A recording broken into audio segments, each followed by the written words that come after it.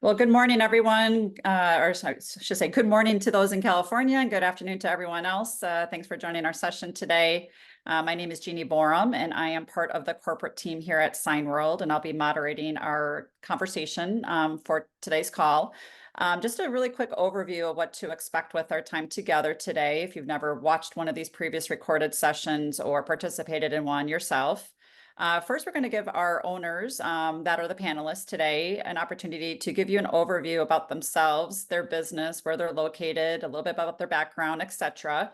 So you're going to learn a lot about them in that time. And then the fun happens where we turn the floor over to all of our participants to give an introduction, to ask a question of our owners, and they'll give you their perspectives. I'll go through the list of attendees one by one. We do ask you to keep it to a single question each time you're given an opportunity. With several attendees, we might not get a chance to do second questions, but we'll sure do maximize our time that we have available with as many as we can. So with that said, Sheree, I do see Jim has joined, but he's not joined as a panelist. So I'm not sure if you want to reach out to him and try to help him get on as a panelist.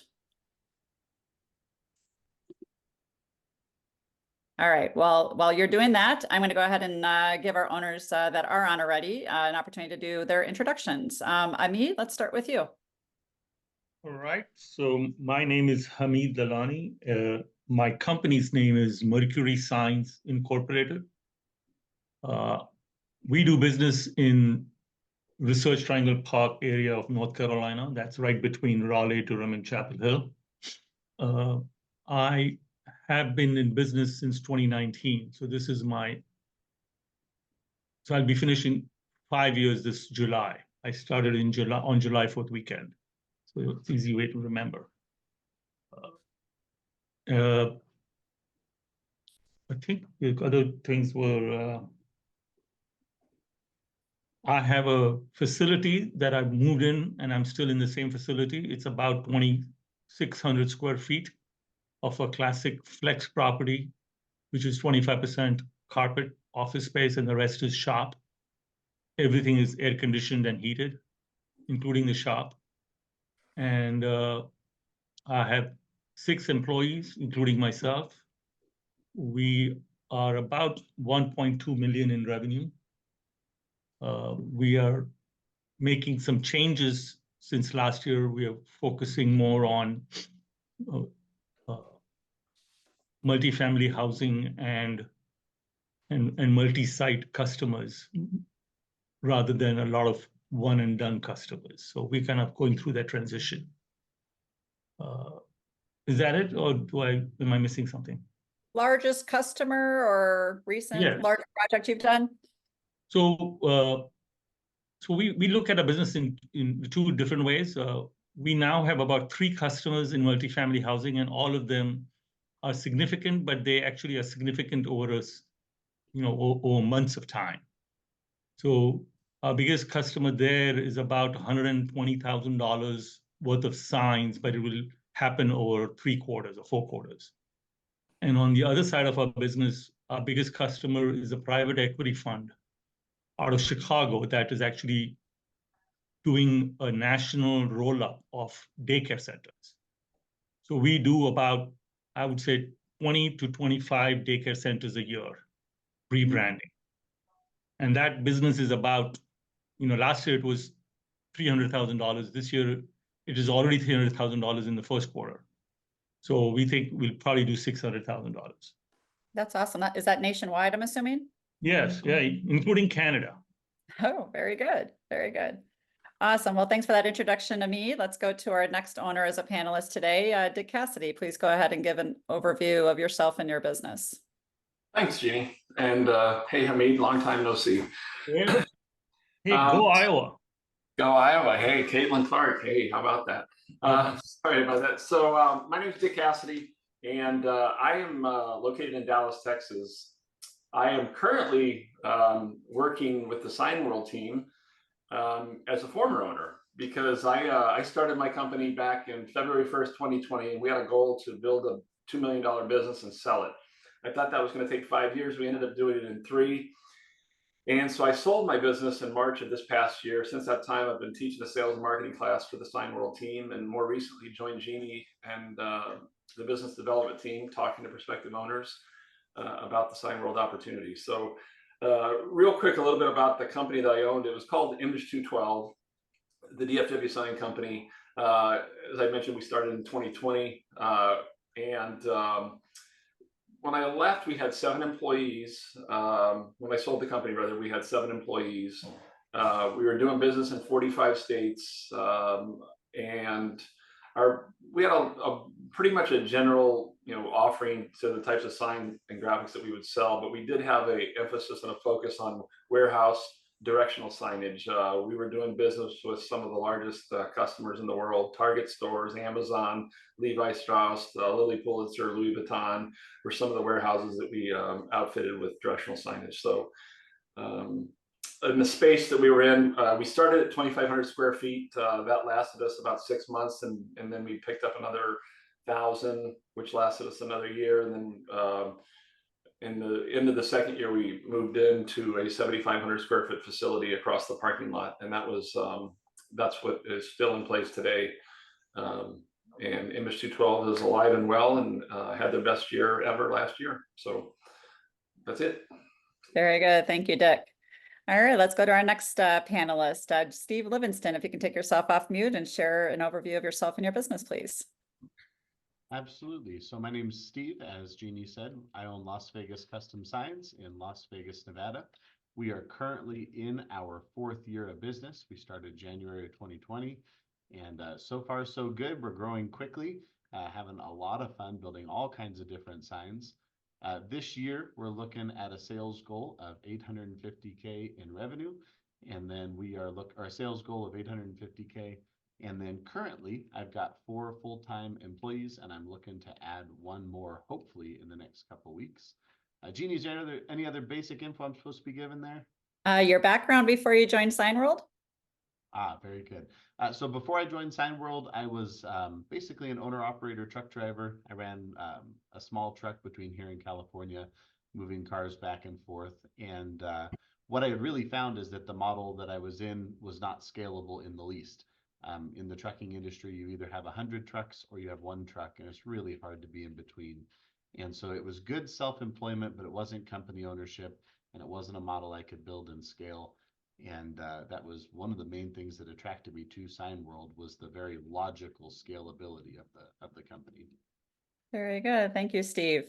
And we do have 1 more owner on our panel. Unfortunately, he's not on video today because he had to take the call from his phone. Jim Braun, if you can take yourself off of mute and give an overview of yourself and your business for the attendees today.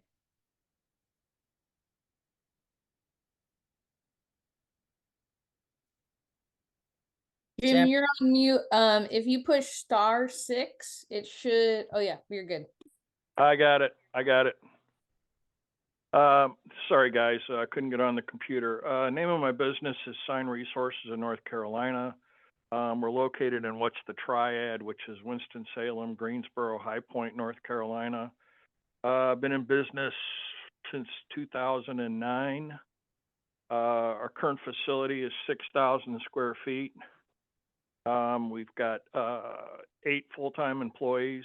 Our sales last year, sales projected this year is probably going to be somewhere in the 1.35 range, 1.35.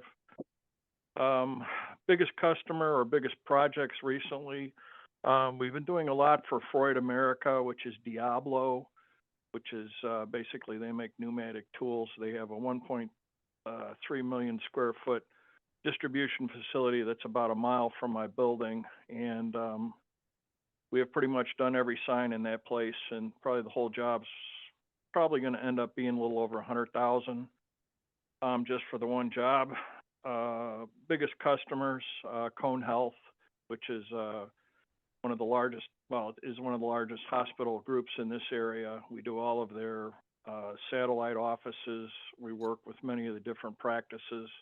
We're one of their designated 2 sign suppliers that they work with, both from a construction standpoint, and then I am part of their construction build-out team, which I kind of know what's happening with them for the next year and a half, and I'm able to plan kind of that way.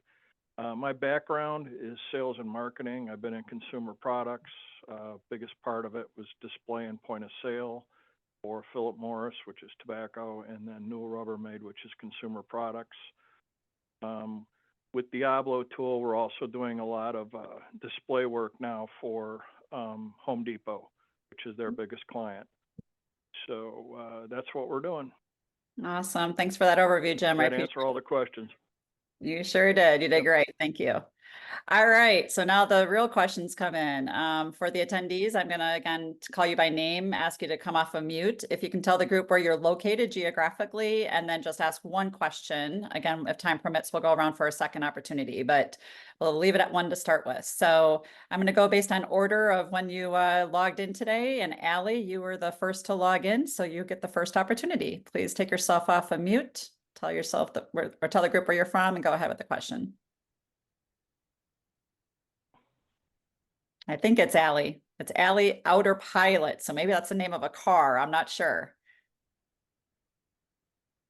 All right, I'll give Allie a chance to participate here in a moment. Let's move on to Neil. Neil, if you can go ahead and go off mute and ask the group a question, please. Hi, everybody. This is Neil Patel from Dallas, Texas. Thank you for inviting me to this Zoom call. I have a question, especially to Dick. He's former owner of Image 212. I was following him for a long time, but he just disappeared. I guess he sold it. But the one quick question to pointing to him, especially, and everybody else also, is what is or are the things that you did to reach a $1 million goal in terms of sales, marketing, and productions in the beginning years? Because I think your company was only 2 years old, because that's a phenomenal job that you guys did there. Thank you. Yeah, it's a great question for all owners. You know, what do you do to drive sales opportunities in your business to be successful? Some have a faster start than others do, but at the end of the day, it's an important aspect of any business. So Dick, let's start with you first. And so it's directed to you specifically. What do you think were some of the keys to your success in that first year? And you're on mute, just so you know, Dick. Sorry about that. Thanks for the question, Neil. And first, I would say, being a part of the Signworld network here and the Signworld family definitely made a big difference in terms of getting started and doing some early research just in the industry. I spent a fair bit of time researching the industry prior to making the final decision to join Signworld. So I think that was part of it. And so I learned a lot about the good as to what some of the owners were doing, what made them successful, and I tried to emulate what many of the owners were doing in terms of generating sales. So I would say you break it down into probably 3 areas. One is we had an aggressive internet marketing campaign, and I probably spent twice as much money as the average owner on my internet. Not immediately, but 6 months into it, I doubled down on my internet marketing. So I think the average owner does about $2,000 a month in internet marketing. I ended up going up to $5,000 monthly. So that was one thing that we did. I would say the second thing is we embraced the philosophy is the answer is yes, what's the question? So when a customer called up looking for something, whatever it was that they were looking for, we would try to help them. And our goal was to be obsessed with providing that customer with a great customer experience. So whatever they were after, we tried to make that the best experience they could possibly have. And then I would say the third thing that we did is we ended up buying some equipment, additional equipment early on. And the reason we did that, we bought what was called a flatbed printer. We did that because as I did my research, one of the things that I had heard was that a lot of people that bought those early on, or not even necessarily early on, a lot of people that bought that type of equipment ended up doubling their business when they did it. So that was something that we did. I'm not necessarily recommending that to everybody, but that was something that we did early on that did make a difference to help us, accelerate our business a little bit more quickly. So those would be the contributing, I'd say, probably the major contributors. Very good. Thank you, Dick. Let's allow our other owners who have also had great starts to their businesses, maybe not 1 million in 2 years, but still strong starts. Steve, what would you say is the key to your success in your first year or two as you've grown your business pretty significantly already? Yeah, piggybacking on what Dick said, absolutely. Having the right equipment. We added a CNC router in year 1. We determined that we had the staff to run it, and we had plenty of business to keep it busy, and that's been a moneymaker. Additionally, the internet marketing is really critical. We signed with ClickText, which is a Signworld partner. We've spent about $2,500 a month with them since day 1 and still do today. The other thing that I would just kind of add to that, a different nuance, is focusing on the right types of clients and really making sure that you're retaining those repeat clients. So I've learned very quickly that I like it when a dentist calls and the dentist says, I'm opening a new office, because that dentist is going to spend $10,000 with me on channel letters and storefront graphics and that kind of thing. And then I'm probably not going to hear from him for quite a while. But man, when a restaurant chain calls you and they've got 6 restaurants in town, that's a really key client. And it's not to say that you necessarily do a better job one for the other, but you definitely engage, you definitely price, you definitely interact differently with those key clients. And so I'd say the key to year-over-year growth for me has been retaining repeat clientele in the corporate level that has ongoing regular need for signage. Very good. Thank you, Steve. Hamid, what's your thoughts on this question? Well, I think, based on the last 4.5, 5 years, I think, I started with different thoughts and I've come to different learnings, since then. And I would say that there is really no one recipe for doing these things. I have met people like Dick who were impressive and they kind of did everything really fast, really efficiently, ramped up very quickly. And I've met other people who have been in the broker business. And they probably made as much profit as Dick did, but they just had no employees. Mm-hmm. And so there is really no answer that is perfect for this. But I'm more of in the Dick camp. I think one of the things I learned was you need to figure out what works for you as personally, as passion. What are you passionate about? I moved from Silicon Valley and I knew I could not beat Elon Musk. So I said, you don't have to compete with him. You can compete with rednecks like you in North Carolina, right? So that, so choosing your competition is also a very good idea. I mean, I learned very quickly, 80% of sign companies don't pick up their phone, right? So if you do pick up your phone, in my business, nobody is a receptionist. We don't hire receptionists. The person who picks up the phone is the most qualified person to talk to the customer. Because if the customer talks to someone who says, I'll get back to you, you just lost that customer. So we do these simple things that actually make a difference so how can you differentiate? It's really not that hard. This business is very simple. And so from that perspective, I think if you can, get passionate about a certain things, like at the moment, I'm like in Steve's camp now. First, I was going to talk to every customer and I said, we'll focus on products. Now I said, there is no focus on products. There's only focus on the type of customer. If the customer wants a business card, I'll make him a business card. If the customer wants a small sticker of Trump's head on his pickup truck, I'll make that for him. But if he, for the right customer, we'll do anything. And so we are focused on, like at the moment, when I started, I had no repeat customers. Today, I have 68% revenue from repeat customers.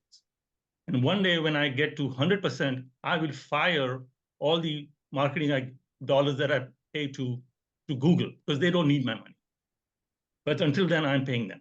So that's kind of one of the things that I like to kind of share with you. Thank you, Hamid. And I'll bet on you over Elon Musk every day, just so you know. Right. All right. Let's see, Jim, you are off of mute. What would you say are the keys to success to these prospective owners? Well, can you hear me? Yep, sure can. Okay. I probably went a little bit different direction. I started this out of consumer products business, so I had the background in the display, in the point of sale. So I had some base customers that I kind of knew I had. One of them was Levelor, one of them was Lowe's. And I kind of created some operations with those people where I was getting the business from those people. And that went through a few years of growing and learning. And then from there, most of our business was really repeat and referral business, just plain reputation, local people that we knew. And now currently we have relationships with about 20 developers, and they range anywhere from Landmark Construction to Samet Construction. So these are large developers that are doing large distribution centers. We also, and then of course, Cone Health. I've had Cone Health for about 10 years, and that's been a big piece of my business. What we've done recently, and I will agree with, and I think it was Dick that brought up the flatbed. I bought a flatbed about 6 years ago, and quite a large investment, but it definitely pays for itself very quickly. We've recently gone from 4,000 to 6,000 square feet. We've added a laser, we've added a router, 5x10 router. We've added a paint booth. So we're beginning to build. We're not so much, we used to do a lot of stuff broker-wise. We used to order it from fabricators. Most of the fabricators are overloaded now, and they're not hitting their dates. So we're starting to build things internally that we can build. And then our next step is we want to get UL listed. So just adding the equipment, it is a big investment, but from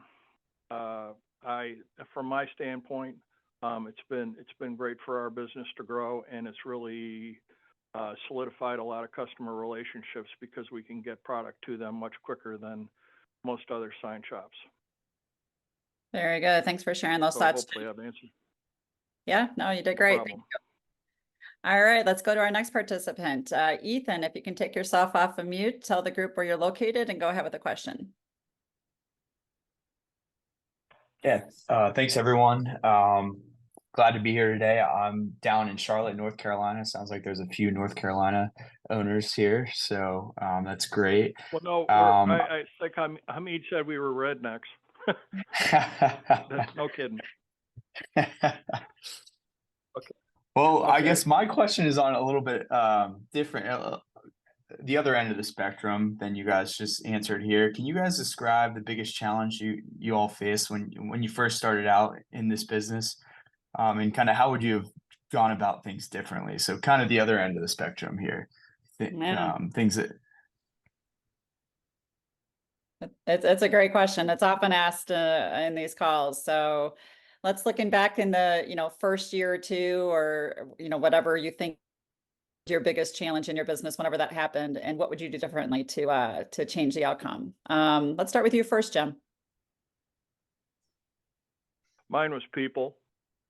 I have 8 people, and 2 of those people have been with me for more than Julie's been with me from the beginning, so that's 15 years. Pretty much runs the production, pretty much the printing, everything from going from the project planner through the process and getting it out, getting it to the back, and then the project manager takes over. She's been with me 15 years. And then I have 2 other people. One is my installer, who is Chad. He's been with me for 9, and then Nate has been with me for about 8.5. So I have 3 key employees now, but the most difficult thing was hiring the right person in the beginning, and I was lucky enough that I found Julie out of another sign shop that pretty much taught me the business, especially the production side of the business, and that is one thing that I would strongly, encourage you guys to do, is use Signworld to help you interview some of those people. That's what I did. I found 2 that I got down to, and then the folks at Signworld took over and made sure they knew what they were talking about, and I knew how to test those people and make sure they had the right skills. And then I also know Dick. Key person in my business is my project planner.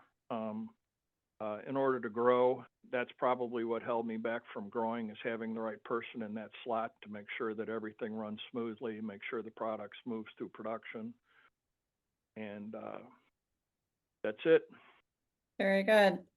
Steve, how about you? Biggest challenge? What would you do different if you can start all over again?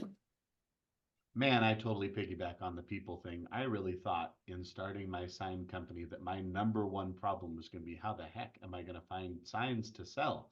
And I will tell you, 4 years in, we've never had a moment where we're like, man, what are we going to do today? We come in every day going, how are we going to get this all done?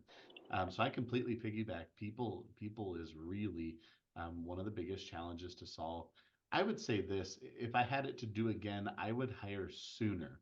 I have a bad habit of waiting until I'm working 65 hours a week and building half the signs and not selling, and I see the dip in sales. And then I go, oh my gosh, I have to hire a sign manufacturer. I have to hire an installer. I have to, and then I wait until the business kind of leverages me into it.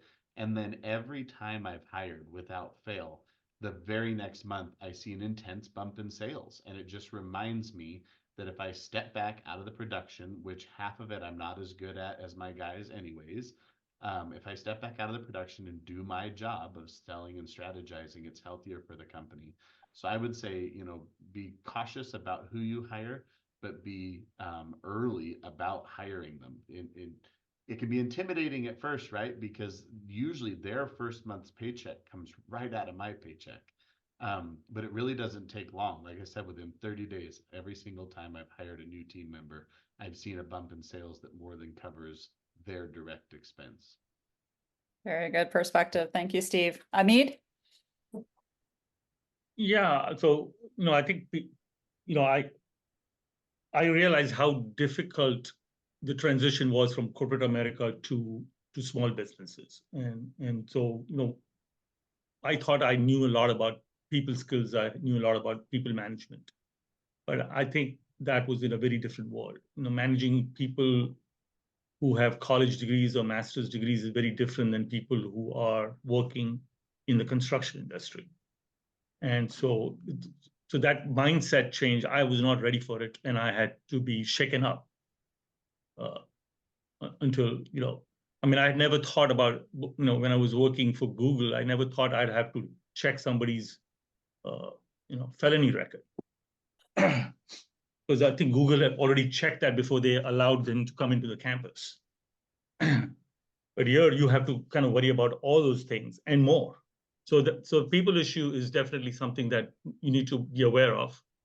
The second thing I thought was very important was the site and the location, especially finding the right place where you can actually grow the business. And especially in a market like Raleigh, like the Triad or Nashville or Austin, Texas, one of those hot markets where the, occupancy rate in flex property is, it's like 3% vacancy. It's impossible to find good places. So it took me 7 months actually, to find the right place in the right place and something that I could afford. And I have not found a better place. And so I'm still sitting in the same place, but I'm right in the middle of the market. Mm-hmm. And so that's important in the beginning. In some markets, it's not a big issue. Like if you're like in Cincinnati or something, you'll find 10 locations. But if you're in a hot market, which is where you want to be, then I think spending time on finding the right location is another thing that I think you want to do. And I'm glad I took the time to do that. So I think that's one thing. And by the way, the people issues have not gone away. I mean, this is a very hard industry to recruit into, especially because I'm a big believer that you hire for attitude and then you train employees for skills. And people with the right attitude have so many choices, right? I mean, you're competing. You think you're not competing, but I'm competing with Apple and Google. If I see young people coming out of Wake Tech, they think they can work for Google, right? and I have to compete with them and tell them why I would be better than Google, right? So that the talent issue is not going to go away. Mm-hmm. Very good. Dick, your thoughts?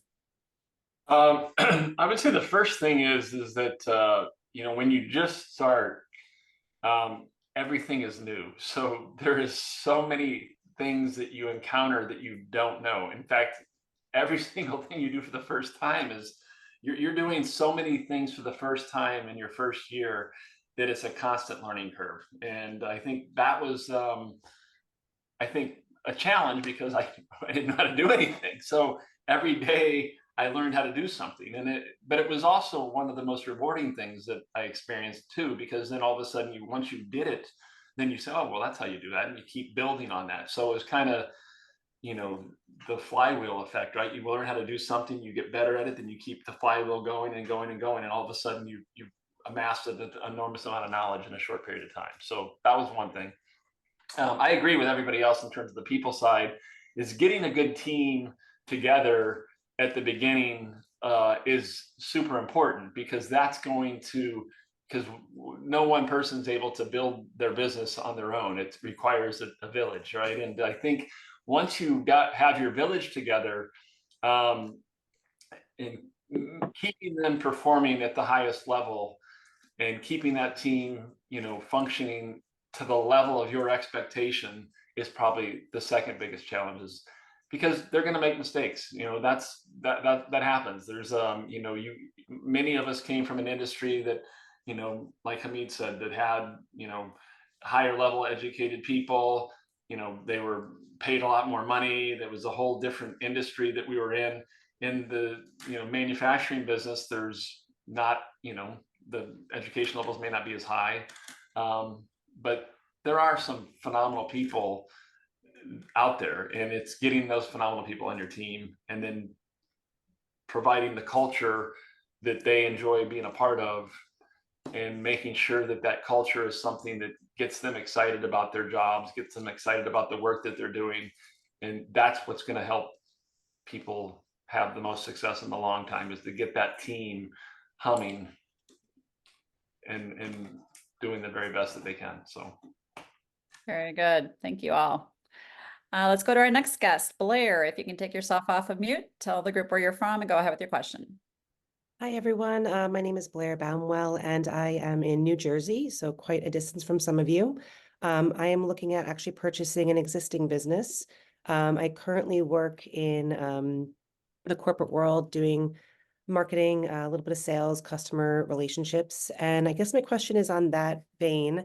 Amit mentioned this a little bit, and probably some of you have this background too, but transitioning from the corporate world to owning a small business, what was some of the biggest challenges from that aspect of it? And then on the flip side, what were some of the biggest rewards of doing that?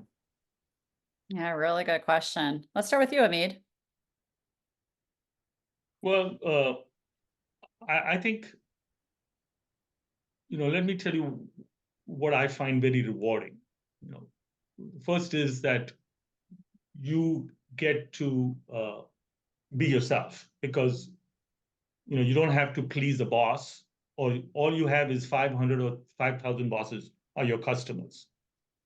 And so suddenly your whole perspective of how you behave, how you act, how you make decisions is very different than managing a career in corporate America.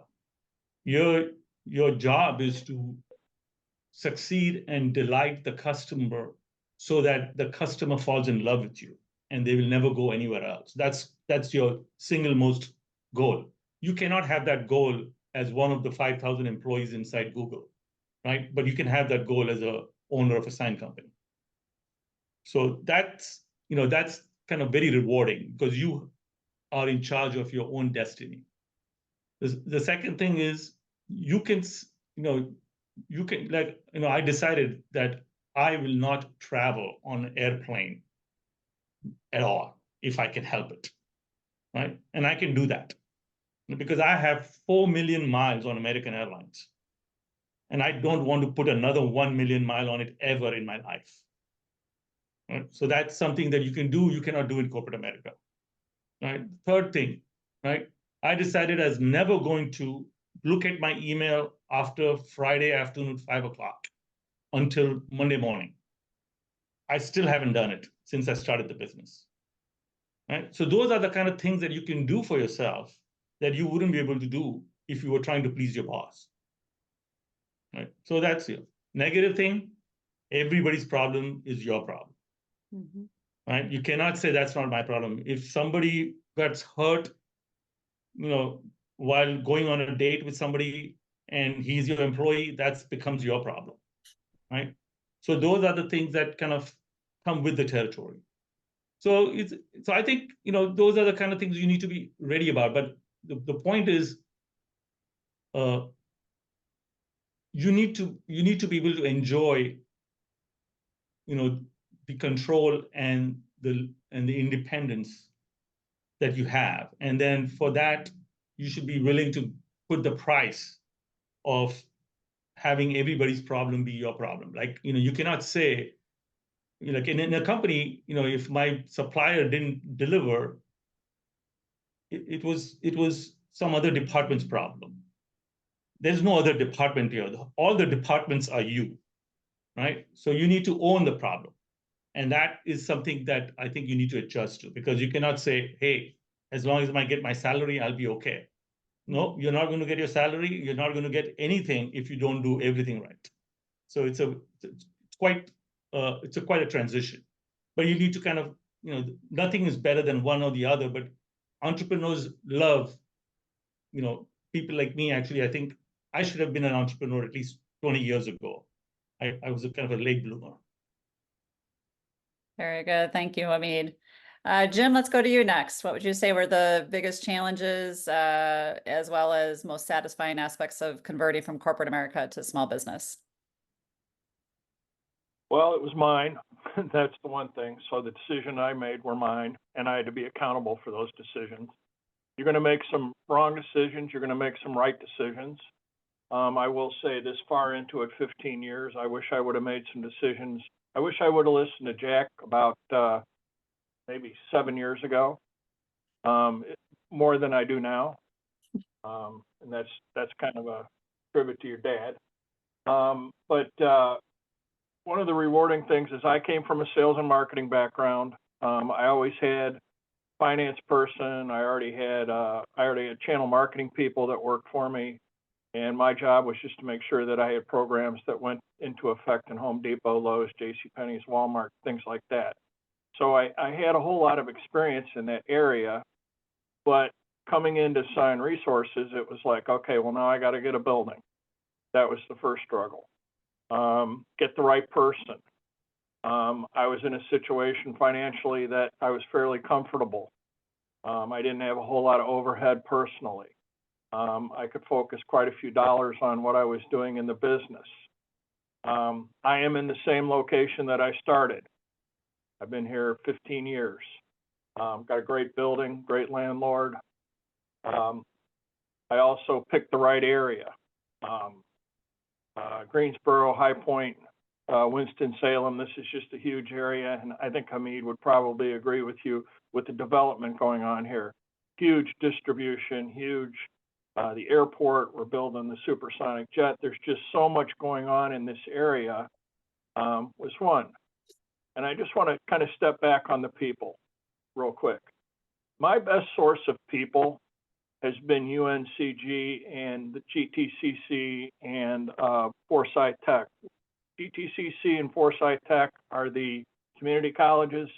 UNCG is the University of Greensboro, University of North Carolina, Greensboro. I've had 5 designers, including Julie, over the course of 15 years. And all of those 5 designers have either come out of UNCG, GTCC, or the Winston-Salem, which is Forsyth Tech. The UNCG people are fantastic. They're coming right out of school. We give them, a year or 2 experience, and then typically they're going off other places. But I will say 3 of those 5 designers have sent business our way when they get out of here. It's a great platform for these young people, and it also keeps me young, working with them. So, you know, I'm 63 years old, and people keep asking me if I want to retire. And you know what? I'm having a lot of fun right now, and I'm not as involved as I used to be. But with all of this new equipment and everything and trying to expand out, we're doing a little bit of wholesale work for other Signworld shops here locally on the flatbed printer and doing some dimensional letters. So it's just a lot of fun right now. May not be in the beginning for everybody, but the one thing about Signworld, there's always somebody you can call, you know, that'll take you out of the doldrums or help you out or answer a question or whatever the case may be. And that's the one thing you have to remember when you become part of this group. This isn't like Fast Signs. This isn't like Signorama where you got to pay them. You're on your own. There's no boundaries. There's really not a whole lot of rules. And that's why I like Signworld. And I have, I don't know how many, Jeannie, I got, what, 3 or 4 right here locally? Mm-hmm. You sure do. I have 3 other Signworld owners here locally, 2 in Greensboro, 1 in High Point. The guy's down in Charlotte with Todd, and we talk all the time. And we help each other out. And that's the one thing that's different about these other sign groups, is they all think they're competitors of each other. But if you treat each other with some respect and help each other out from time to time, it's going to help you, and you're going to have a lot of great friends for a long-term period of time. I'm done. Very good, Jim. Thank you. And I think that's a comment that kind of feeds from that question too. When you're leaving corporate America, you're leaving a community of, peers and colleagues that you're used to, communicating with on a regular basis. And when you go into small business ownership, sometimes it kind of becomes a little bit more of a silo environment where you don't really have all those resources to talk to. And I often hear, how the Signworld family and the communication and the collaboration kind of helps replace what, formerly in your corporate roles may have been, a benefit. Having that within Signworld, I think is just fantastic. So thanks for calling that out. Steve, I know you didn't come from a corporate America role, but what would you say would be your reaction to that question? Oh, surprisingly enough, I only owned my transport company for about 5 years. Okay. And before that, I worked for Wells Fargo for 3 years, and they ticked me off. I went in, I was fairly young, and I was rising up quickly. I got 2 promotions in 3 years, and I was just excited about where I was going. And then I was the top performing person in my position, and they determined that they needed to do layoffs.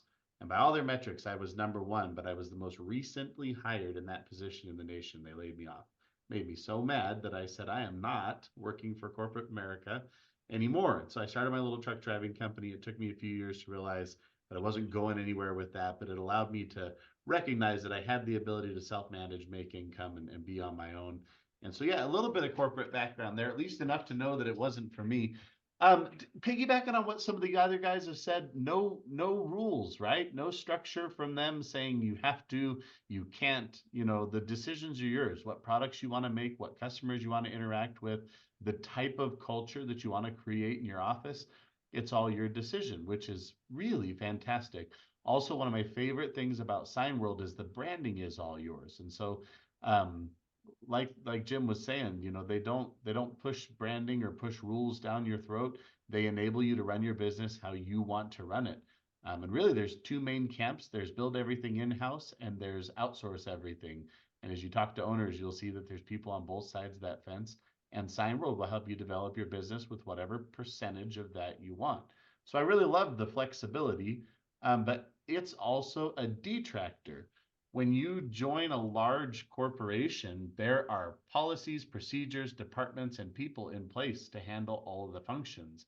And day one, when you open your doors, you are all of the functions. Payroll, that's you. HR, that's you.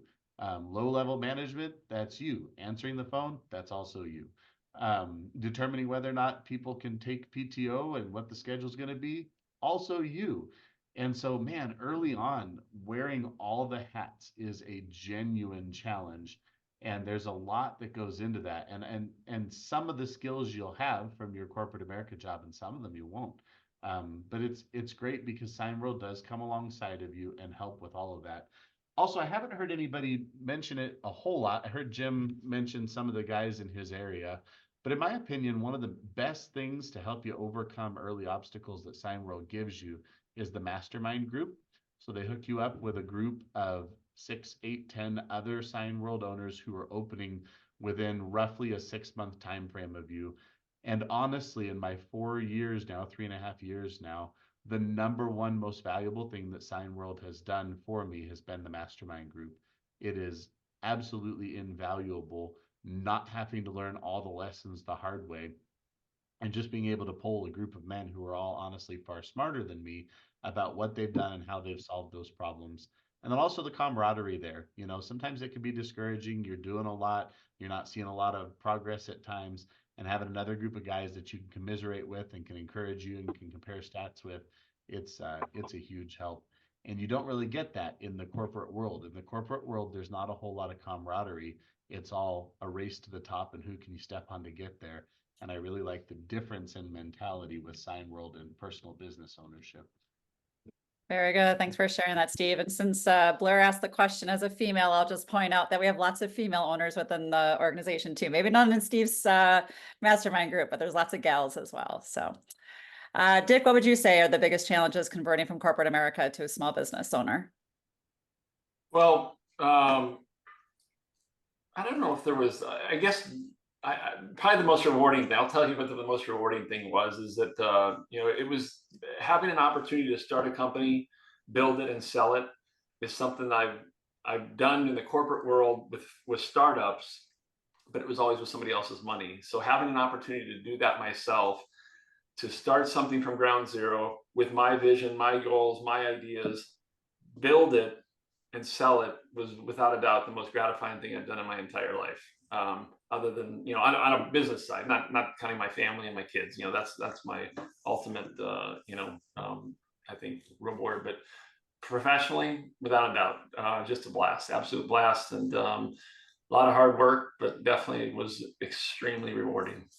So the challenges that went with it were just, you know, I guess opportunities to learn and grow and become the better version of myself. And I feel like, you know, that gave me the opportunity to do it. So. Awesome. Thank you, Dick. All right, let's go to our next guest. Scott, if you can take yourself off of mute, tell the group where you're from and go ahead with the question. Hey, this is Scott from Austin, Texas. I have a question for the group. What were you exploring before you pulled the trigger on Signworld? I mean, was it a wide spectrum of ice cream to changing tires, you know, type businesses or franchises? And how did you land on Signworld? What made you decide this? Yeah, very good question. All right, let's go to Jim, thinking back 15 years ago. What else were you thinking about and why did you choose this? Why did I want to talk? Why did I choose it? Okay, I looked at other sign shop franchises. Signs by Tomorrow, Signorama, all the ones. Okay, the thing I didn't like about it is I had to give them 10 cents on every dollar. Hated that. The great thing about Signworld was there were no rules. You could go anywhere you wanted to. You had people that supported you. As I started with Signworld, I think I went around and visited 5 Signworlds. I went up to New Jersey. I went to Ohio. Gosh, I can't even remember where I went to 5 places. Iowa. I traveled around. I talked to the different Signworld owners. I spent a day with them in their shops. Understood it, and that's what clearly came to the surface was the fact that you were free to build your own thing. You know, most of my personal gratification for this business is the fact that got a viable business. It makes good money. I have a great team. I do a lot of stuff with the team. We do things together. It's my family. And just the fact that you got a network here, and I did not see that network in any other thing. Some of the other things I explored is Papa Murphy's Pizza. But they wanted me to open 3 locations, and I didn't want to spend that kind of money. The investment, I believe, today is quite a bit more than what I invested. But with the support in all the people in Signworld, it's the best decision I ever made. In hindsight 2020, when I put my business here in High Point, I really wanted to shop in Greensboro because it was closer to home. But now the fact that I've been here 15 years and I'm right in the middle of all this stuff, all this development, the best thing I ever did. And you know, I'd like to do this for about another 5 or 6 years, and then I'll think about doing something with the business. I have a succession plan, but my succession plan is probably to do what Dick did, sell the business. But I'm not ready to do that right now because I'm having a lot of fun. And I think my wife would probably kill me if I retired. So Very good. Thank you, Jim. That's just me. Oh, that's Yeah. great. I appreciate it. Steve, how about you? What other concepts or business ideas were you considering, and why did you choose this one? Yeah, so I had my transport company and the writing was on the wall that I couldn't grow it. I thought I would go into brokering, or I thought I would add additional trucks. The cost for an additional truck with the insurance and the risk, there was no way to make that worth it. Brokering, they came up with internet websites where people could directly list their loads, took the brokers right out of the market. So I was left with kind of a question mark, but I was making okay money. I wasn't urgent. My father-in-law sat down with me one night and he had lost his job, or not lost, I'm sorry. He was getting ready to retire from his job. And he was telling me all about Signworld and this awesome opportunity and what the buy-in was. And it was a small manufacturing facility. And the more he told me, the more I went, oh, that sounds awesome. And so I very quickly connected with the business coach that he was using through the Entrepreneur Source. And I went through their process, but I kind of had Signworld in mind. And so they pitched to me a window cleaning company, a construction cleanup company, and Signworld. And I want to say there was others, but those are the ones that stand out to me. But Signworld was far and away a winner for me. Number one, because there's no royalties paid going forward, and the ownership is 100% mine, and there's no franchise that comes in and says, hey, the colors this year are these colors, rebrand. This is new company policy. You have to do this. You have to do that. I really liked the freedom of the model. That's probably the number one thing that drew me to Signworld. Other than that, it really suits my personality well. I wanted to make a tangible physical product. I wanted to be business to business, not consumer facing for the most part. I wanted to work mostly with corporate clientele. Also, the thought of having, physical tools in a physical location and investing in physical equipment and assets, I really liked all of that. I'm a DIY, hands-on, drill in my hand type of guy. And so making signs to me is entertaining and fun. And then coming from truck driving, right? I drove back and forth between here and LA like 1,500 times. And so I did the same thing every day. And I was okay with that. But man, I really like the sign industry because every single day, I don't know if I'm going to wind up down at the airport doing a survey, or in Madame Tussauds Wax Museum, or at a daiquiri bar, or I don't know, a haircut place. It takes you everywhere and you do so many different things. I love that about it. But that's what I was looking at, was those options. And Signworld was far and away a winner for me. Very good. Thank you, Steve. Amit, how about you? Well, I kind of agree with the way Steve described it. There's obvious differences between different options, and there is some uniqueness about what Signworld offers you. So those are the things. I also went through the same process. I think I was working in the tech community for all my career. And I had worked for large companies. I had been bought out, worked for small companies. I had done pre-startups. And, like Dick mentioned, I was always working with other people's money, and I think this was an opportunity for saying I will be my own venture capitalist rather than work for a venture capitalist. And I was also trained by my wife not to spend more than 10% of my net worth on my business. So that ruled out any tech company in California. So then I started looking at other businesses, and Signworld kind of appealed to me for very similar reasons.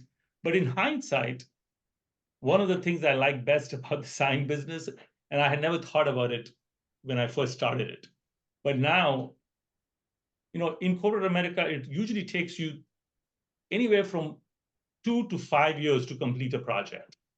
I mean, if there's a project worthwhile doing, it actually does take that long.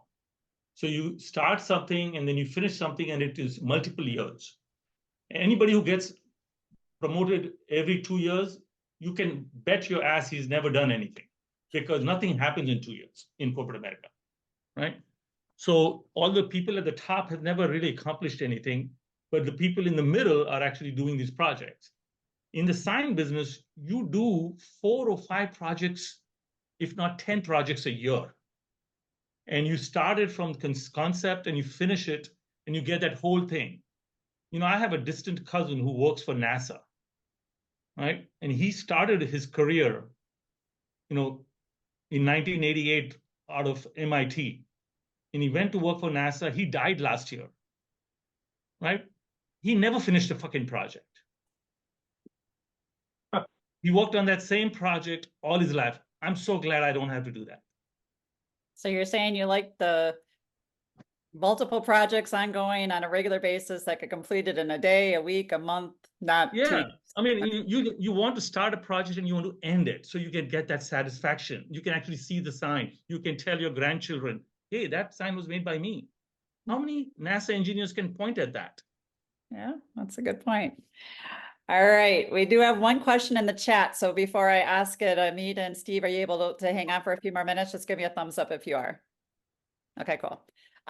So Derek asked in the chat if you're willing to share, what would you say are the margins and the average profitability of a sign company? And I know it changes as you grow and get bigger, but if you can kind of give some ideas of what you would say is either your current or your projected, that'd be great.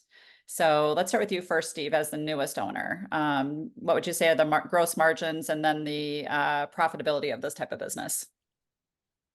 So I don't know my gross margins. My net winds up being 17%, is what I've seen. And I'm a little bit on the low side amongst my mastermind group. And it's primarily because in order to fund my business, I used an SBA loan, and I am just attacking that SBA loan. So we've paid off $100,000 worth of debt on that SBA loan in the last 3 years, and I'm really hoping like this time a year from right now to have the other 100 paid off. So we've been really focused on that, and that counts against that, my owner's comp. So yeah, roughly 17%. I would say it's probably 20-21% across my mastermind group winds up being the margins. What was the other part of that question, Jeannie? I apologize. The gross margins, just, you know, looking more at the cost of manufacturing of the business. Do you have any idea what that target number is for yours? We stick pretty well to the 25-25-25-25 rule, where that's where we stick for the most part, and that's what we price to for the most part, is where and I'm going to mess this all up now because I'm on the spot, but 25% is your materials, 25% is your labor, 25% is your profit, and then 25% overhead. And so we stick pretty close to that. That's the model that we were taught, and when I price a sign, that's really my goal. And so obviously my margin being at 17, I'm not quite to 25. There's also some other expenses that aren't included in that 17, like my company leases my truck from myself. That's money I make, but it's a business expense and counts against that margin. So if I added that back in, it'd be a touch higher. But yeah, as soon as I knock out the debt that I started to start the company, I'll get my first major pay raise, and I can't wait. All right, very good. Amit, how about you? Yeah, I think that 25% rule is a very good slide rule, you know, very good guideline. And we obviously, you know, as a small company, you have the ability to manage your taxes. And so like I've had years where I've actually had 30% net profit, and I learned the hard way because I paid a lot of taxes that year. And that very same year, I bought a piece of land, and I'm paying for the land which we're going to build a new building on. So I think you can actually, you know, with your salary and your income, I can easily make 20% to 25% net profit to take home, is what I expect as a good business. If I want to work really hard and save a lot of money and all that, I think we can creep up to 30%.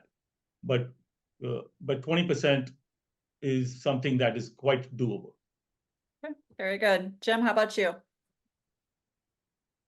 31.2. Right, exactly. Now, Look at that overachiever. Overachiever. I will tell you. What? Oh, I said I'm sorry? 31.2 is an overachiever. Well, you know what? It's because I brought in a lot of equipment now, Right. and I'm building this stuff myself, and the margins just immensely grown. You know, the flatbed printer has a big piece of that. You know, the router with doing dimensional letters, I'm doing all that stuff in-house now, and I'm basically charging what Gemini charges on their retail book, but I'm making the stuff myself. Right. But granted, yeah, I've had to make some investment in the overhead, but yeah, it was just a little over 31% this last year. And then it That's comes awesome. time, well, what do you do with the money? What? That's awesome. I'm sorry? Yeah, it is awesome. And, you know, we're buying a paint booth. We're getting UL listed, you know, but all that costs money. So we're putting most of the money, well, not all of it, some of it back into the business. But the last 2 years has been, the IRS has gotten rich. So, sorry to say, but you know what? I guess that's what happens. But I would like to continue to do that, and hopefully I can continue to grow the business. That's my goal. But it's been I run things pretty lean. So and our margins are pretty good. Actually, our margins are great in my opinion. But you know, we're getting a lot of pressure from other sign shops. You know, I'm beginning to know who I'm bidding against, which is a big thing you have to do. So you're going to have to find out. And I've got enough customers that I can ask them, hey, who else is bidding on these jobs? And they'll show me the estimates. And there's a lot of guys out there that are leaving money on the table because the customers are willing to pay for it, especially if you hit your dates. That's the one thing I can say is if you guys hit your dates that you commit to, and you deliver the product on time and a decent quality and on time, those people will stick with you regardless of the price.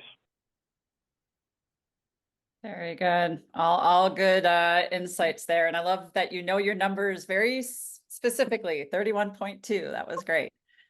All right, well, we are over time here. So first and foremost, thank you, Amit, Steve, and Jim for taking time out of your busy days to share your thoughts and answer these questions from our prospective attendees. We really appreciate that. And to our prospective owners joining the call, we appreciate you tuning in today. We look forward to those additional conversations with you as you continue to explore if this is the right business fit for you in your next chapter in life. With all, thanks for joining and hope you have a great rest of your Wednesday. Take care. Bye-bye.